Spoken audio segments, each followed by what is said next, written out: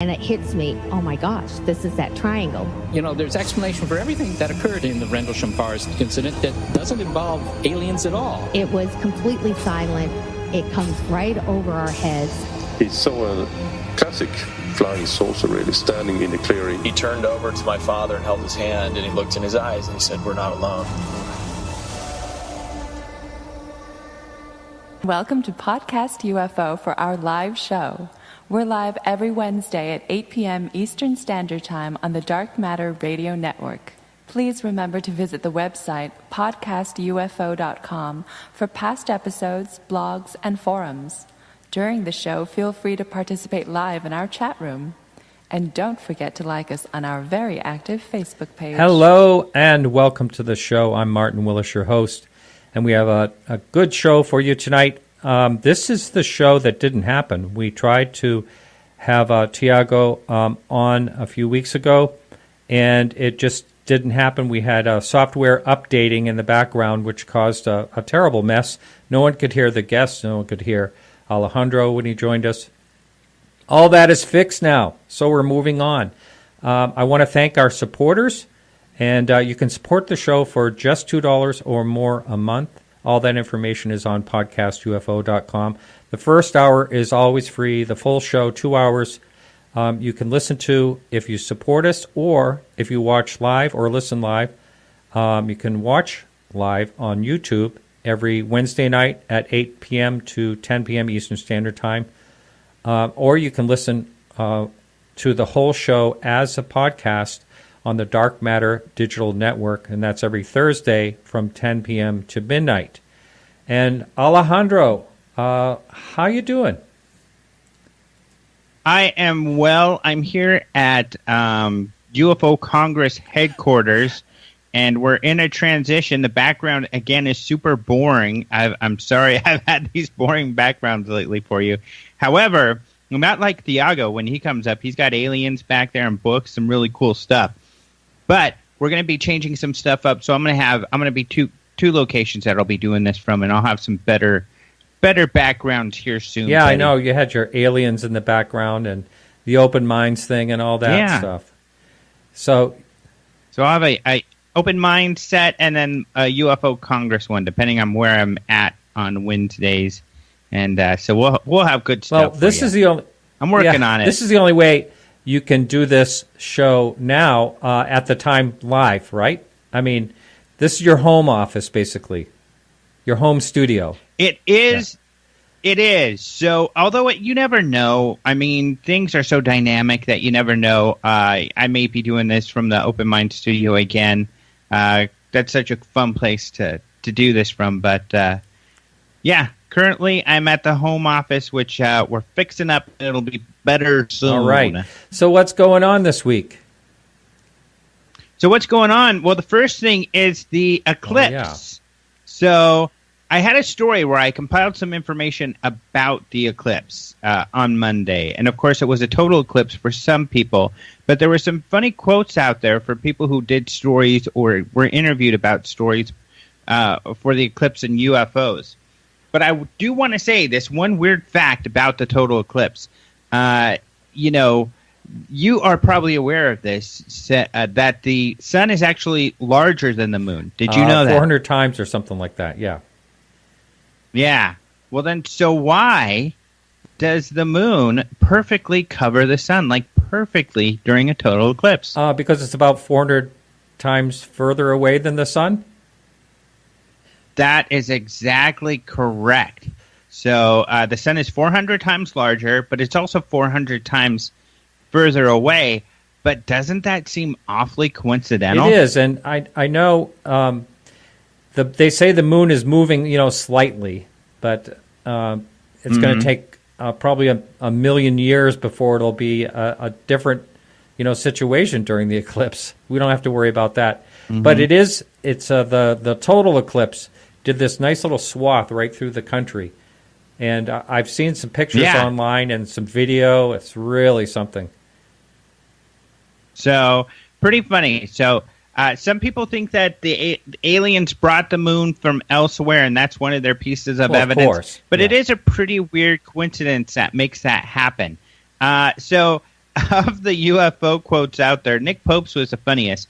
So the Daily Express interviewed him, and he made some pretty funny announcements. He did say that there'll probably be a lot of UFO sightings, because there usually is.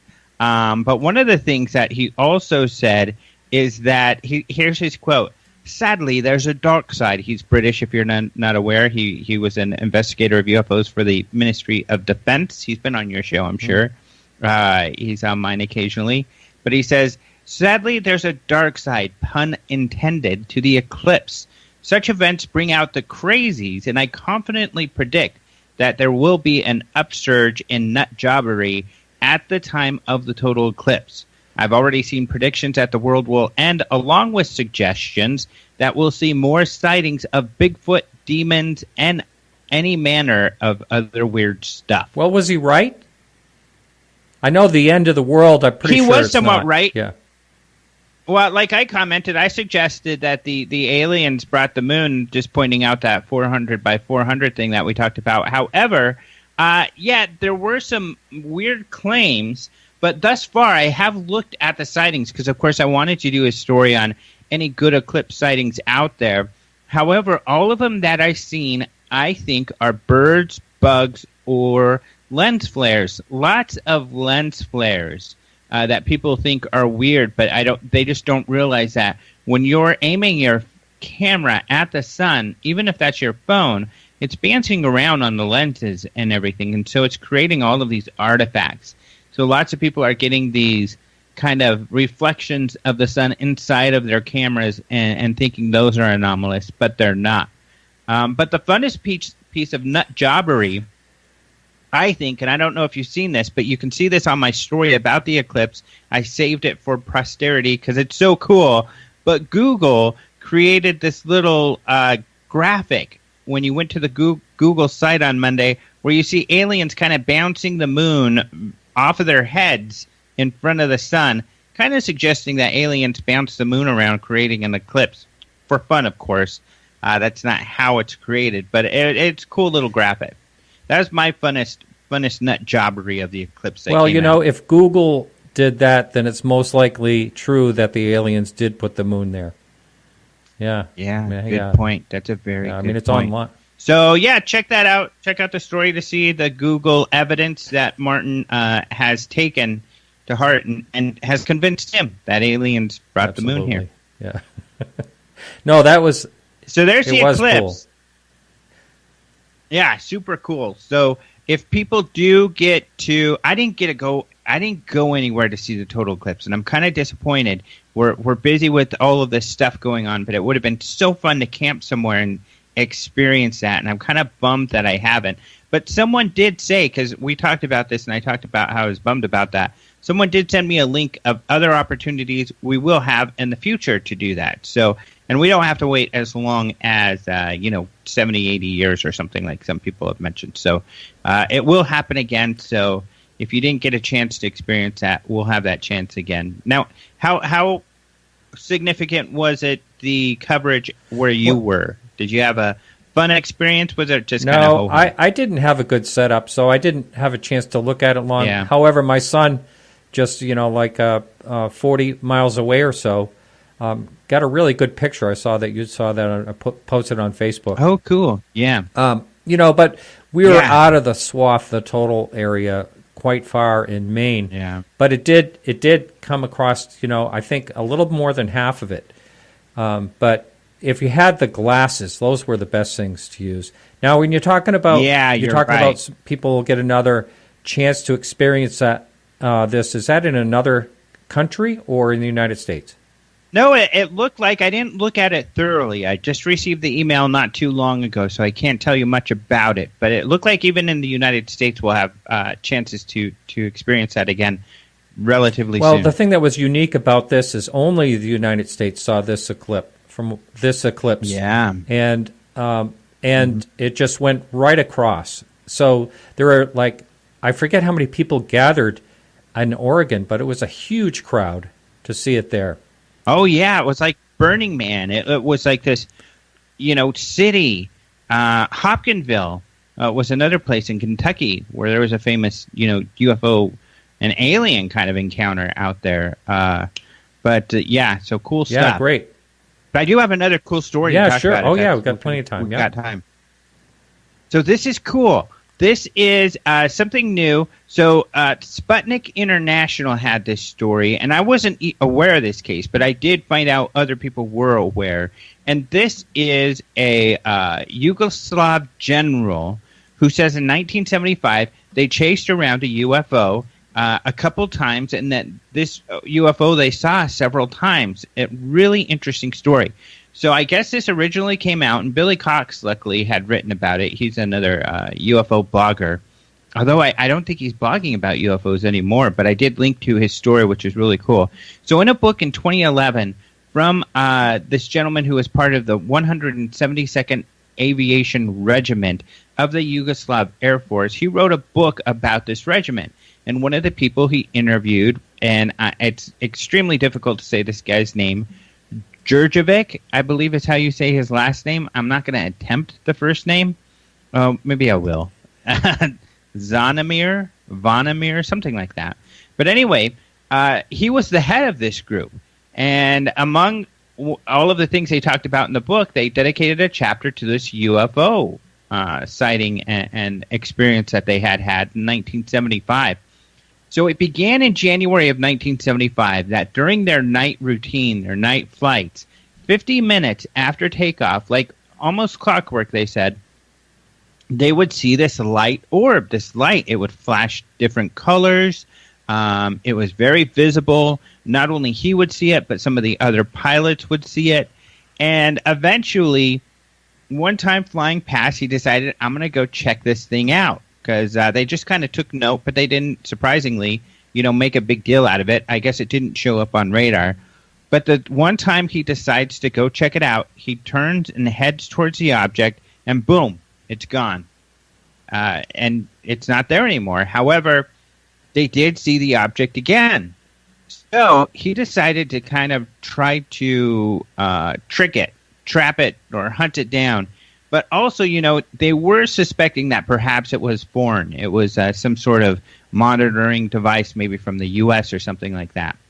So what he decided to do, he and another pilot, another jet, took off. And then soon after, a couple more jets took off. Luckily, he was in charge of the regiment, so he can do what he wants. So they didn't tell anybody they were doing this, and this was on purpose.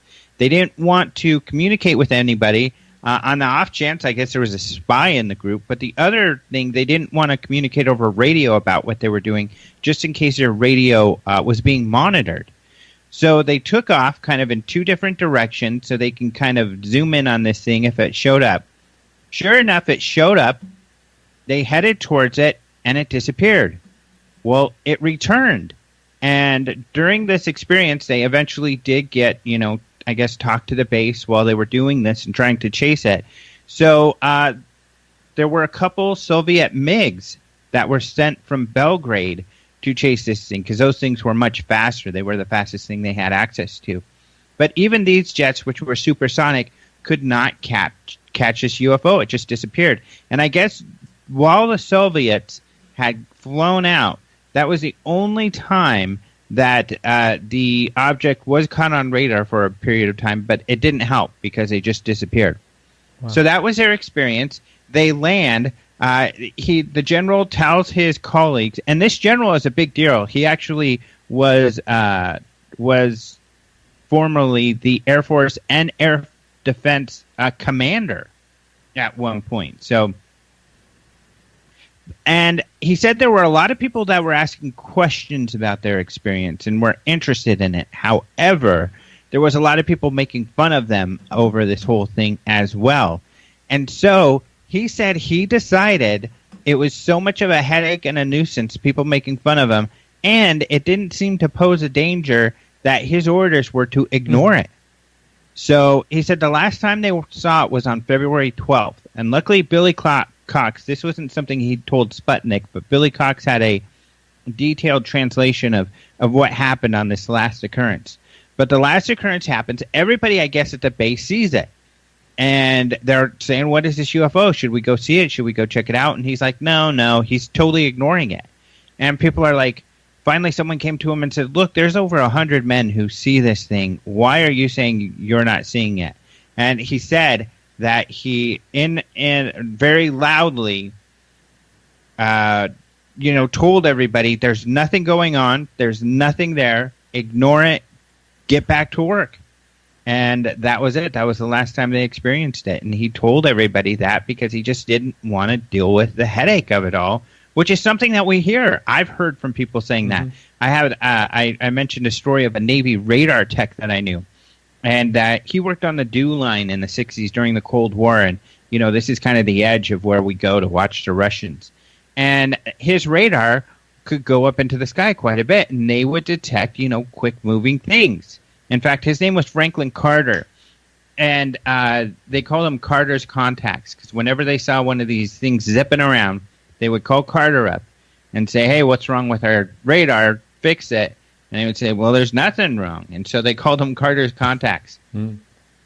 Well, they got a bunch of heck for reporting it, people making fun of him and all of this stuff.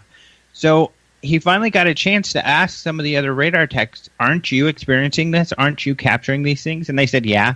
And he asked, well, what are you doing about it? And they're like, nothing. Are you kidding? We're not going to report something like that. We'll go through what you've gone through, and it'll be a nightmare. So they just didn't report them. And, John Alexander is one of the guys who kind of talks about this, that there's a lot of reasons that, people in the military and stuff kind of push these things under their carpet at times. And a lot of them are just kind of, he calls it even ignorance or, kind of just human failings, and that they're embarrassed. This happens with pilots and police officers. I'm sure you've heard this too. Just people don't want that sort of notoriety, and they don't want anything to do with it. So they say, hey, I'm not going to talk about this experience. Wow. Now, I wonder if they saw, like with the radar, if they saw, like any unusual speeds or anything like that didn't make any sense. Yeah, unfortunately, we don't have that sort of detail. He just said they captured it. Once the MiGs got in the air, then they were able to capture it on radar, and that was the only time they were able to capture it on radar. He didn't explain what they did, but all he said was essentially that they outmaneuvered the MiGs. The MiGs couldn't catch this thing either. Wow. Amazing, huh? Yeah, really cool story. So we've got that at openminds.tv so people can read it with links to the Billy Cox story and the Sputnik International story. But you don't even have to go there because I just gave it all to you there in the one story. Now, is Billy Cox, he's the one in Florida, am I thinking right? Yeah, he was with the Sarasota Herald Tribune. Right. That's what it was. He was a really good, thorough he had a writer, UFO too, blog right? with him.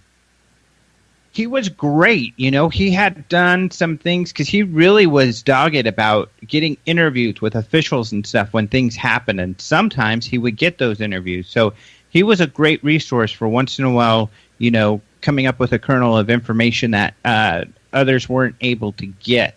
And and his stories were a lot of fun. But I guess he had some sort of falling out with the paper, even though he had done it for many, many years, and so he stopped doing it. I tried my hardest to get him on my podcast, but he just didn't want to do it. But yeah, a lot of us who really have been into this for a while really admire his work. Yeah, I know. I sent him an email one time and never heard back from him. I tried to get him on. And speaking of that, Nick Pope has not been on my show. Yeah, I know. What? I contacted him a number of times, and each time he will tell me that he only does a certain few shows, yours being one of them, and that's it. So you're going to have to. You're going to have to get him on my show. Well, when you say stuff like the moon's brought here by aliens, he probably thinks you're a nut job. I saw it on Google. Yeah, I know. It was on the internet. Has to be so true. It has to be real. Yeah. All right, Alejandro, thanks a lot. And, hey, real quickly, tell the audience you're going to Budapest. That's right, Budapest. So that's next week. I like to say it like that with some kind of weird accent. I'm not sure if it's even a real accent. But it's not Budapestian, no. I don't think so. Get your ass to Budapest. Actually, it is that accent and saying is actually appropriate because it's for Mars. I'm going to Mars, and Mars happens to be in Budapest. So sometimes I get to do these trips and stuff, and I write on Huffington Post, and sometimes on Open Minds if I can get people to talk about UFOs. I do these press trips about science in Hollywood, and there is a Mars television show. It's on National Geographic, actually, and some of you might have seen it. Really cool because it's kind of like Band of Brothers. If you remember, Band of Brothers kind of had, at the beginning and the end, they had interviews with real people. So it was a little bit of a documentary in there at the beginning, kind of bookending the drama. And so this series is about our first trip to Mars. And it's very based on science and everything. And they have NASA and other scientists, Elon Musk is in a lot of it, talking about, their progress and what they're doing to get to Mars. And then the show is dramatizing, our first time we get people on Mars and the challenges and what it would be like. Really cool show. So the first season has already aired, and they're working on the second season, so they're ready to promote that. And that's why they're bringing some of us, myself included, to Budapest for a few days to spend a couple days on the set. It's the Martian set out there. And so I'll be on Mars, and I'll be tweeting, and I don't use Instagram much, but I should, and this one will definitely be photolicious, so I'll use my Instagram, but also Facebook. I'll be sharing pictures and stuff about my Budapest Mars adventure. That's so awesome. So I know you'll be heading back the day of the show that we have on the 30th, so we probably won't hear from you, but you'll be the it's all-day travel. I think I land at around 3:30, so it'll be difficult for me to do the show with you. No problem. We'll see you the week after. All right. Well, you have a great one. Mm-hmm. Thanks so much. All right. Thank you. All right. So our guest is Thiago Luiz. I'm going to get it wrong. Ticchetti, and he is almost like the Richard Dolan of Brazil, and it's great to have him on again. We tried to have him on a few weeks ago, and it didn't work out, and we're so glad that he was able to come back on. Welcome to the show. Thanks for thanks for being on. And thank you very much. And thanks for your patience. This time, everything is working just fine, so we shouldn't have any trouble at all. So. I know you're shaking your head. You never know. Yeah. Never know. So can you tell the audience a little bit about your background? You are in Brazil. You have lived in a few different places in the world. But what sparked your interest in the UFO topic to begin with? I'm living now in Brasilia, Brazil's capital. But I'm from Rio de Janeiro. I was born in Rio de Janeiro, and my father was a Air Force pilot, so we moved a lot in Brazil. I live in Natal, is Rio Grande do Norte state. Live in Santa Maria, is a Rio Grande do Sul state, and Rio de Janeiro. And now I'm living in Brasilia. Well, I started to get into the ufology since I was a kid. I think when I learned to read, I started to read comic books like Spider-Man and UFO magazines that we had here in Brazil. And in 1982, I had my first and only sighting. I saw a red sphere coming from the sky and then fade away and then rise again, get stronger and bigger as a red color, and make this movement and speed away from the space to the space. And from now on, I get into the ufology very, very serious. First, reading a lot, and from my 70th birthday, I start to research in Brasilia as well. Have you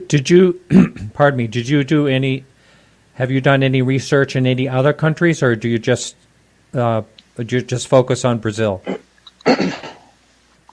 No, just in Brazil. I like to read and study all the cases all of the world, but to be able to make in local investigation just in Brazil.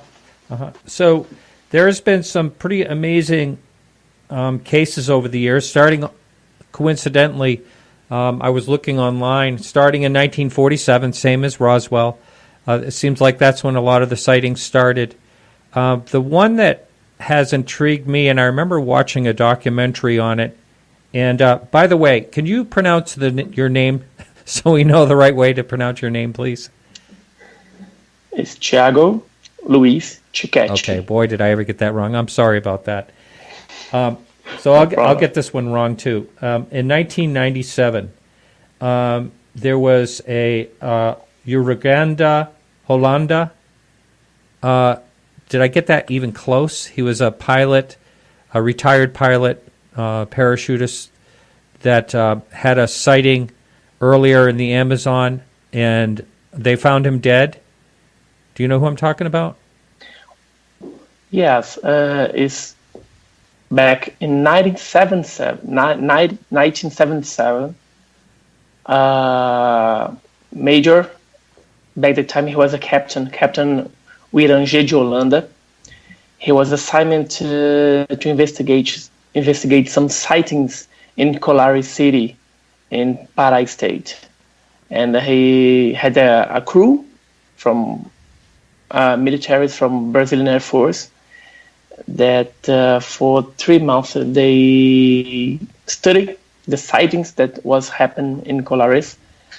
The sighting was called the chupa-chupa phenomenon because the lights shot some lights in people's shoulders and necks and arms, and the mayor of the city asked for help to the Brazilian Air Force, and then they sent Captain Holanda to investigate it. It was amazing.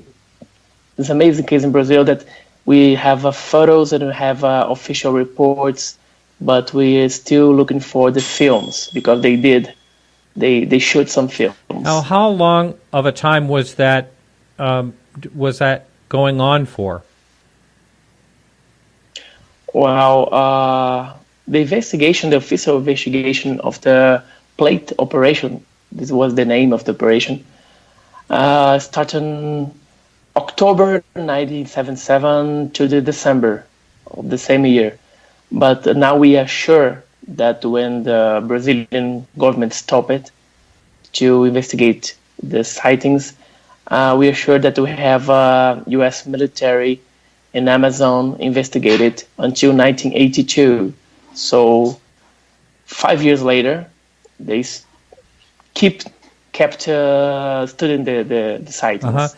Now, did this take a real toll on him? I mean, I know that there was speculation that he may have committed suicide, and this may have been related to it.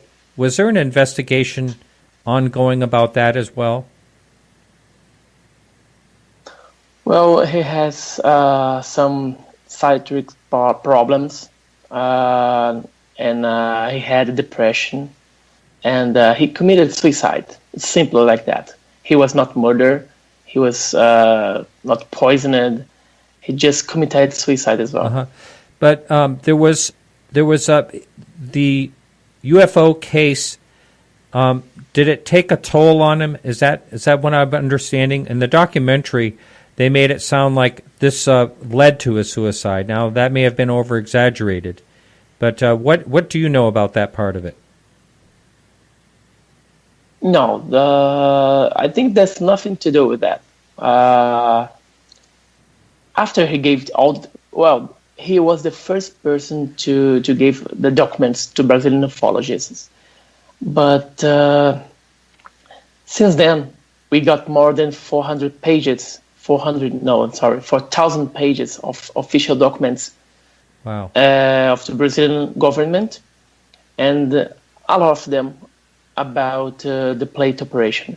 I don't think that's his suicide and the documents release it, or that he released it, has something to do with the suicide. I don't think so. Well, that may have just been to make the documentary more interesting. They probably, made that angle toward it. But so the case was very interesting and never solved. Was when you said there were beams of light, or did it actually injure people? Yes, and 2 people got killed because anemia. When they got shot by the beam, the people got anemia, and we just had one nurse in the city to take care of 2,000 people in the village. So, as we know, officially, 2 people died because of anemia, because was hit by the beam. But we are sure that probably many more people had died because of that, but we never know. Do you know what the effect was? Were they saying it was similar to radiation poisoning or something? No. When the people got hit by the beam, they lost blood. They lost some fluids. The people got very, very weak. And we are talking about a very inner city in Brazil in 1977. So we didn't have internet, we didn't have a phone, we didn't have commercial airlines. We didn't have it yet until nowadays. But to communicate it was very, very poor, the communication. And it's almost impossible to get informations on real time. So the people got sick, got ill, and just one nurse to take care of it. And as I said, 2 people died officially, but we are pretty sure that we have more people that got anemia and got weak and got ill and finally dead. Wow. And would you say there was a dozen or more people that was involved in this sighting, or was it even a larger number than that? Much larger. Just to have an idea, the crew of Captain Hollander was about six men, and the people of the village, like 2,000 people in a village, and almost everyone. I mean, I'm pretty sure that 100%, that everybody in the village saw at least one time the lights in the sky. I'm not saying that all the villagers were hit by the beam, but everyone there back that time saw the lights in the sky. Wow, that's something. Would you say that is one of the most important cases of UFOs in Brazil? Yes, it is. It is. It's a huge case in Brazil that we're still researching it, because, as I said, we're still looking for more documents that we know that exist. We're looking for photos, and we're looking for the films, because Captain Hollander told A.J. Gevaert and Marco Antônio Petit, the Brazilian UFOlogists, that was they were the first ones to know about the case, and the person that Captain Hollander asked to tell the story. So it was a huge case that had an official operation, a secret official operation, and we're looking for the films. We know they have films. They filmed UFOs, a very close range of UFOs, a huge UFO like the size of a football field, and very, very different shapes of UFOs as well. Wow. When you say you're looking for the films, is that close to being a possibility that, well, first of all, you think they exist, but who would have those? Would the government have those of Brazil? Well, the Captain Holanda gave all the films, all the material that he had, the original material. He makes some copies of the documents and photos.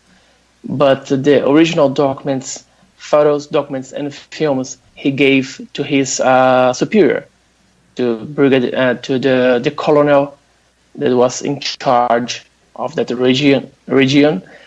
And my guess that or they lost the documents and the films, or they gave to the U.S. militaries. I think so. The second option is more realistic. Wow. And why do you think they would give it to the U.S.?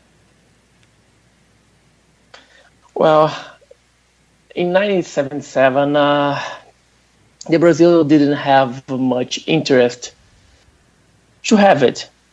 Why we have it if we don't do any type of research? And there's some kind of deal between the countries that I think that this kind of information in exchange to something else, we gave the information to a higher or a powerful country. In Brazil, the case Brazil is an ally of United States. So in 1977, I think it was much more important give to USA the documents to keep it, because if we kept it, why are we gonna do it? Right. Now, someone in our chat room wants to know if the Brazilians have the same cynicism about UFOs as found in the U.S. In other words, is it a taboo subject there as well? Yeah. But to the Brazilian government, UFOs, it's a matter. We have such huge problems in Brazil, like economic, social, political problems in Brazil, that UFOs don't come up in a first sentence of the problem. So if we see a huge UFO crossing the skies over Brasilia, it's not more important that what our presidents say about politics, about the economy. So Brazil is not a country that pay attention about that. I totally get that. As a matter of fact, in our country, there was speculation that if Hillary Clinton was voted in as president, that she was going to, dig deeply into the UFO topic. And I said a couple of times on this show that, anyone that takes over the office of presidency in the United States is going to have the tiger by the tail and so many other things on their plate that's going to be way, way down on the list, unless there's, something, dramatically happening, or if something happens. But I agree. And does your country work with any other countries? I know Chile is, on the same continent, and they're very open to the UFO topic, and they have that CEFAHA organization. Does Brazil ever do any type of work with them in any type of way? Not with other countries. The Chile has an official group, a military official group, to research UFO. Uruguay as well, Peru as well. But Brazil, we don't. We still used to have COANI and SICOANI, and we had the plate operation. But nowadays, there's no official research about it. In 2013, we had a meeting at the Brazilian Ministry of Defense, it was the first time that civilian ufologists had a meeting with representatives of Army, Air Force, and Navy, including the Brazilian government, to create a kind of cooperation between militaries and civilians, civilian ufologists, to investigate the UFOs. Well, we have 2 meetings, but unfortunately, we changed our president. We had the impeachment last year. So everyone that we know at the Ministry of Defense lost their jobs. Wow. Because we changed our president, so changed jobs. And we start from the zero again. We start from the beginning again. And as I said, we have a lot of problems in Brazil, and UFO is not one of them. Right. Now, the countries, that's the largest country in South America, isn't it? Isn't Brazil? Yeah. And yeah. And what is the population really high, or is it? It's not one of the really. Do you know the population size? How many millions? 200 million. 200 million. Wow, that's a lot. Wow. Yes. So, what would you say the sightings are like there? I know in America we have you can check with MUFON and Peter Davenport's site. There's a lot of sightings per year. Are there a lot of sightings in Brazil overall? Yeah, we have a lot, but we don't have a database like MUFON and Davenport. We don't have it, and we need it. I'm co-editor of the Revista UFO magazine in Brazil, and we receive 5 to 10 emails per day from people that think that saw something unusual in the sky. So if you do the math, 5 a day, 306, 5 in a year. Yeah. We had almost 1,500 sightings per year. But I think it's much more than that, because as I say, Brazil is a huge country. We are the 5th largest country in the world. Oh, I didn't know that. Wow. Yeah, and we have regions in Brazil like Amazon, like Pará, like Roraima, Rondônia, that people saw UFOs every day, but it's so normal to them to see it that they don't report because it's normal to them, and second, to whom they're going to report. So we miss a lot of cases. We miss a lot of reports, and that's why we need a database like MUFON and Davenport to have. So what you say that UFO magazine, we're getting maybe up to 5 emails a day.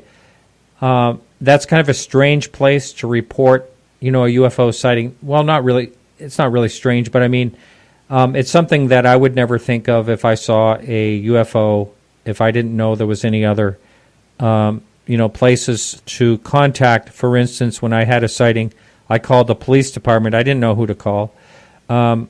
So when someone goes online and looks to report a UFO in Brazil, what do they find? Well, first of all, when you receive the report, we try to find some ufologists that we know that can look for the report and try to figure out what it was. And the people really don't have who to call, as I said. So they send an email or call to the office of the Revista UFO, or send email to me in my Facebook page or to another ufologist. But we're not able, in the most part of the cases, we're not able to be there and investigate it, because we have to spend money. We have to spend time and have to spend efforts to make a very good investigation, and we don't have time and money for that. So many of the reports, the people just email us and call us, but we're trying to analyze photos and the films. That's all. It's very, very difficult to do a field research. Right. I know that MUFON does get reports from all over the world, so I'm sure that probably some of them actually go to, some of them that originate in Brazil probably goes to them. But are there any, you just talked about the research and the money and all that. Are there, is yourself or any other colleagues of yours actually trying to do the research? I know it's a big country, but yeah. So it's only for a passion of it, right? I mean, it's no money involved or anything like that. Just a curiosity. Can you explain some of the cases that you've tried to investigate? Yeah, the most case that I investigate was here in Brasilia. It's easy for me to do it. So here in Brasilia, I had investigated almost 22, 23 cases in 10 years here in Brasilia. And we have a good ufologist in Brazil, my colleagues, that investigate cases in São Paulo, in Rio de Janeiro, Minas Gerais. We have huge cases in Brasilia, like Varginha case and Ubatuba, and many pilot sightings. We have this this friendship with Brazilian pilots that they report their sightings to us, just to us, because they don't want publicity. They didn't want to have their names on newspapers, because it's going to be a problem to them. So I investigated myself here in Brazil 22, 25 cases, very interesting cases as well. So when the pilots have a sighting, are you talking about commercial pilots or military pilots? Both. My father was a Brazilian Air Force.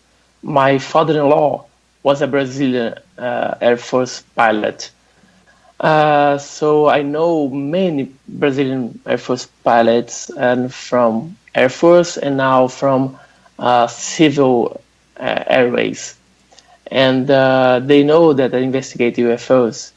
And when they know some sighting or a friend that had a sighting, they contact me and give me the contact and trying to investigate it. Now, how does your family, for instance, your father, feel about you investigating UFOs? Is he open-minded to it? Well, my father passed away many years ago when I was 19 years old. He passed away. Now I'm 42 now. Sorry. But he was no problem. He was the person that encouraged me to read about ufology. He loved it. He loves ufology. And he had the book Chairs of Gods, Eric von Däniken book. And he had a sighting when he was young. He was not pilot yet, but he had a sighting with my uncle, his sister. And he gave me all the opportunities. He gave me books to read it. And my father was a very open-minded person. My wife as well. My wife support me. My kids loved that subject. And my father-in-law as well. He gave me his testimony about his sighting for the first time, he told to someone, and he told to me, and I have a recorded of it in my YouTube page. And I think my family support me in all about it. No one called me crazy. Right. Well, that's good. I'm glad to hear that. Now, does Brazil have any military-type sightings? You know, you hear in the United States like White Sands, and, you know, you hear also about nuclear warheads, which I don't think Brazil has any. I'm not sure, but do you have like nuclear power plants there? You know, there are some nuclear power plant sightings, things like that. I mean, what I'm getting at, is there any like certain types of sightings that are really interesting along the lines of military or nuclear power plants or anything like that? Well, we don't have military nuclear plants. Uh-huh. We don't. Well, lucky you, we actually. We have the technology we have the atomic technology. We do have, but we don't build atomic and nuclear bombs or weapons. But we have interesting cases that occurred in Brazilian military bases. We have the case, the night of UFOs, we call here Brazil, in 1986, where more than 20 UFOs were saw by crew on the ground, by pilots, by military pilots, and 5 jet fighters were sent to intercept the UFOs. And it was like a dog cat fighting to try to identification the UFOs. And we had cases in Santa Maria here in the Sul that a UFO landed in a base, in the middle of the base. We have cases in many cases where the militaries in a land saw UFOs over the bases. It's not common, but it's not rare. Someone made a point on the message board that he wondered if pilots got together and the group and, you know, told their stories, like if they could get through their union, or, you know, I mean, I'm sure that Brazil has something similar to the FAA, the Federal Aviation, that we have. Is it just taboo across the board for pilots in every which way? It is.